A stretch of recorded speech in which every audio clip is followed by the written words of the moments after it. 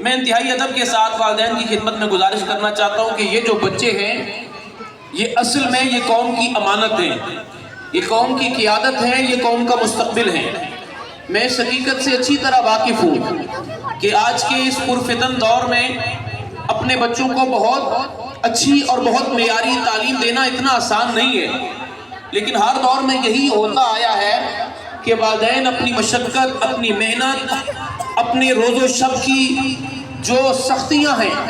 وہ خود اپنے وجود پر اٹھاتے ہیں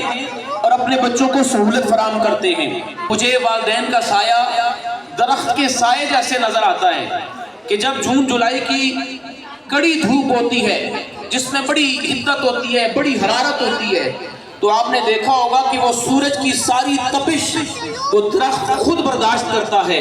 لیکن اپنے نیچے پناہ لینے والوں کو ٹھنڈک پہنچاتا ہے۔ ہمیں والدین کا کردار ایک شمع کی طرح نظر آتا ہے جو خود جلتی رہتی ہے لیکن اپنے قرب و جبار میں رہنے والوں کو نور عطا کرتی ہے۔ بلا شبہ اس حقیقت سے آپ آگاہ ہیں کہ آپ کی روز و شب کی مصروفیات، آپ کے معاملات کس قدر آپ زندگی کے ساتھ انتہائی تندہی کے ساتھ مقابلہ کر رہے ہیں، لیکن آپ کی یہ خواہش ہے، ہم سب کی یہ خواہش ہوتی ہے کہ خدا ہمیں اس قابل بنا دے کہ ہم اپنے بچوں کو ان دکھوں سے، ان مصیبتوں اور ان آزمائشوں سے بچا سکیں جو ہمارے مقدر میں لکھے ہوئے تھے۔